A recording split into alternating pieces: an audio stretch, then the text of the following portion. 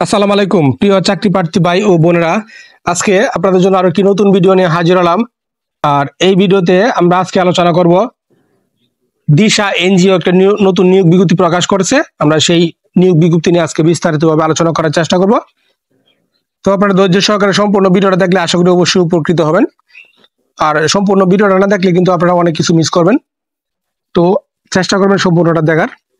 তো দেখেন কি বলছে এখানে, দিশা স্বেচ্ছাসেবী আর্থসামাজিক উন্নয়ন ও মানবিক কল্যাণ সংস্থা বাংলাদেশের বিভিন্ন জেলাসমূহে প্রত্যন্ত অঞ্চলে গ্রামাঞ্চলে পিকেএসএফ এর সহযোগী সংস্থা হিসেবে এবং বিভিন্ন ব্যাংকের আর্থিক সহায়তা, সঞ্চয় ও ঋণ কার্যক্রম, কর্মসূচি সহ বিভিন্ন উন্নয়নমূলক কর্মকাণ্ড পরিচালনা করা আসছে। এবং এছাড়াও ইটকলের সহযোগী সংস্থা হিসেবে সৌরবিদ্যুৎ, বায়োগ্যাস ও উন্নত চুলা কর্মসূচি পরিচালনা করছে। এবং সংস্থার নিম্নবর্ণিত পদে জনবল নিয়োগের লক্ষ্যে বাংলাদেশের নাগরিকদের নিকট হইতে এখানে আবেদন আহ্বান করা যাচ্ছে। অর্থাৎ এখানে নারী পুরুষ সবাই কিন্তু আবেদন করতে পারবেন।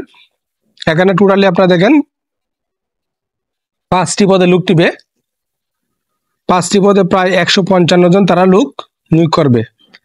তো প্রথম নম্বর যে পদ সেটা হলো জোনাল ম্যানেজার সঞ্চয় ও ঋণ কর্মসূচি। এই পদে তারা 5 জন লোক টিবে এবং শিক্ষক বেতন পাবেন শিক্ষানবিশ কালে 50,000 টাকা এবং স্থায়ীকরণের পর আপনি বেতন পাবেন 69,101 টাকা। এবং প্রার্থীকে ন্যূনতম স্নাতকোত্তর পাস হতে হবে, বয়স সর্বোচ্চ 45 বছর এবং পিকেএসএফ এর সহযোগী সংস্থার সমপর্যায়ে কমপক্ষে 5 বছর সঞ্চয় ও ঋণ কর্মসূচিতে 8 বছরের অভিজ্ঞতা থাকতে হবে।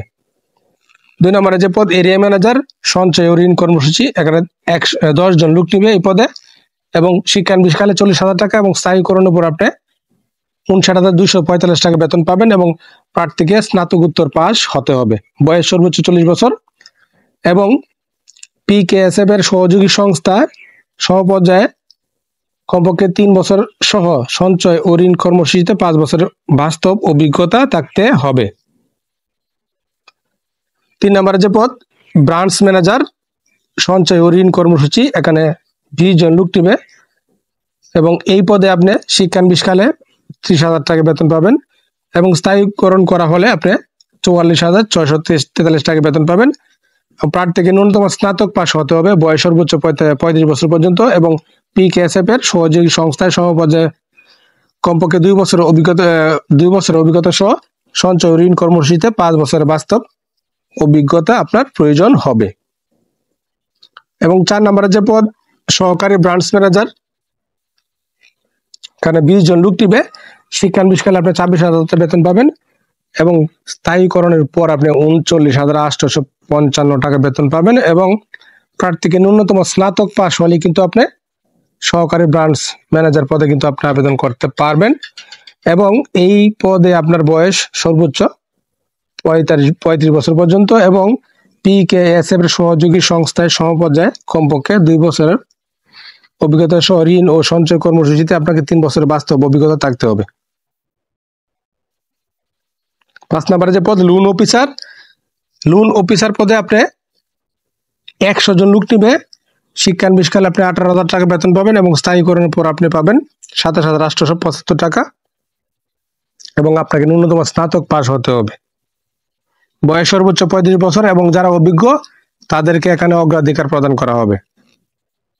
এবং শর্তাবলী কি কি, এই পদগুলোতে যদি আপনি আবেদন করতে চান তাহলে আপনাকে আরো কিছু শর্তাবলী অবশ্যই জানতে হবে।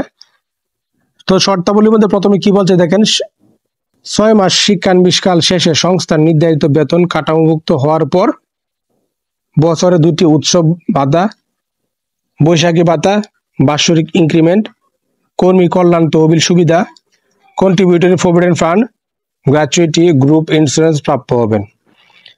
এছাড়াও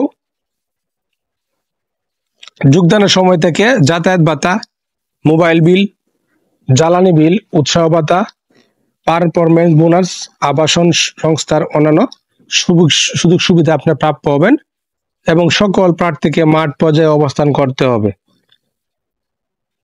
এবং চাকরিতে যোগদানকালে আপনাকে 1 থেকে 3 নং পদের জন্য 12,000 টাকা, 4 থেকে 5 নং পদের জন্য 10,000 টাকা জামানত প্রদান করতে হবে, যা কিন্তু ফেরতযোগ্য।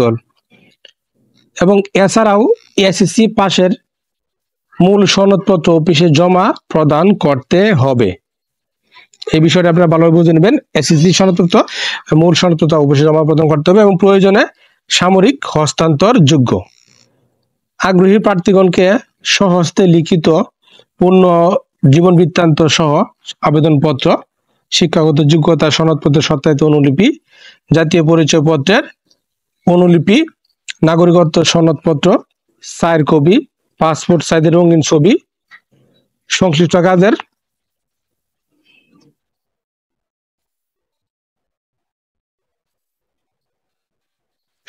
কাজের অভিজ্ঞতা প্রমাণপত্র যদি থাকে, মোবাইল নম্বর উল্লেখপূর্বক 22 মে 2025 তারিখের মধ্যে উপপরিচালক মানব সম্পদ ও প্রশাসন, দিশা টাওয়ার, উপজেলা মোড়, কুষ্টিয়া ঝিনাইদহ মহাসড়ক কুষ্টিয়া বরাবর আবেদন করতে বলা হলো। কামের উপর পদের নাম আপনাকে অবশ্যই উল্লেখ করতে হবে। ফরিদপুর, মাদারীপুর ও শরীয়তপুর অঞ্চলের প্রার্থীদের আবেদন করতে উৎসাহিত করা হলো। অর্থাৎ এখানে একটা বিষয় আপনারা ভালোভাবে বুঝে নেবেন, ফরিদপুর, মাদারীপুর ও শরীয়তপুর অঞ্চলে যে প্রার্থীরা আছে তাদেরকে এখানে বিশেষভাবে উৎসাহিত করতেছে আবেদন করার জন্য।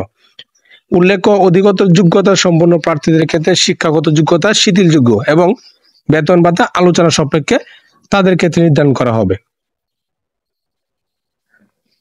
তো আশা করি এই বিষয়টা বুঝতে পারছেন। আপনারা প্রথমে এই নিয়োগটা সম্পর্কে খোঁজখবর নেবেন, সত্য মিথ্যা যাচাই করে তারপরে বুঝে শুনে নিজ দায়িত্বে আবেদন করবেন। আর প্রতিদিনের আপডেট চাকরি খবর পেতে অবশ্যই আমার চ্যানেল আর ফেসবুক পেজের সঙ্গে থাকবেন।